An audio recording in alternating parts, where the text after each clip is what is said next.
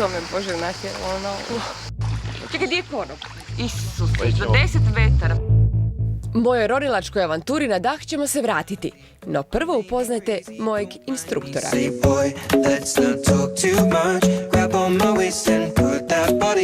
Vitomir Maričić je ove sezone najuspješniji svjetski ronilac na dah prema AIDA bazenskoj rang listi. Srušio je 3 svjetska rekorda u karijeri i 2 Guinnessova. I to sve u samo 2,5 godina koliko se bavi ovim sportom. Počeo je tek s 31. Evo, ja sam ušao dosta kasno. Međutim, ja sam imao dosta veliku sportsku pozadinu koja mi je omogućila da brzo ostvarujem rezultate, ali ljudi doslovno ulaze, ljudi mi dođu na tečaj sa 45-50 godina, zaljube se i nastave ronit, baviti se ribolovom, bilo što.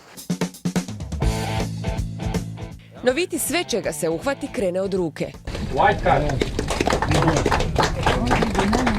Osvojiti Kilimanjaro može, Mont Blanc bez problema. Skakati padobranom ništa lakše. Glumiti u Severininu spotu, zašto ne? Sve je onako interesantno na prvu i volim se snalaziti u novim situacijama, ali da, nakon nekog vremena kada nešto postane ozbiljan hobi, pa nakon toga postane i posao, pa da, ono nije više isto kad je nešto posao. Možda je to razlog promjene. U Guinnessovu knjigu rekorda se upisao kada je sa svjetskom prvakinjom Lidijom Lijić postavio rekord u ronjenju na dah na Himalaji u zaleđenom jezeru na nadmorskoj visini od 4720 metara. U tom su sportu discipline različite, no podatak da čak 8 minuta i 40 sekundi može izdržati bez potrebe za novim udahom jest fascinantan.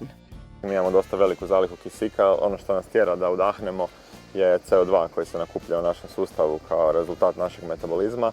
I ono što ronilac na dah zapravo trenira i radi u jednom velikom dijelu treninga je vježba otpornost na taj CO2.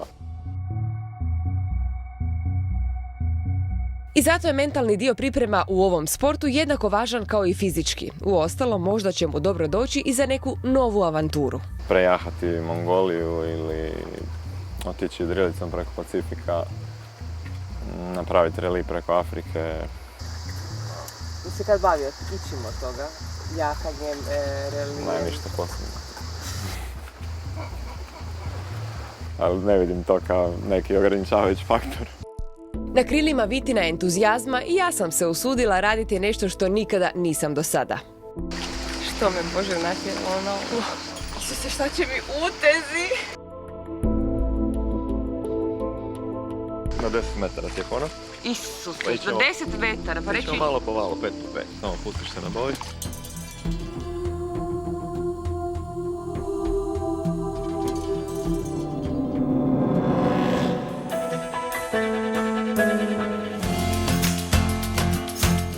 Čekaj, jesi vidio? Instruktore, da čujem vašu ocjenu. Prolazno. Ja sam zadovoljan, lijepo se krećeš, sve radiš polako kako smo se dogovorili, bez panike. Hvala na ovom nezaboravnom iskustvu.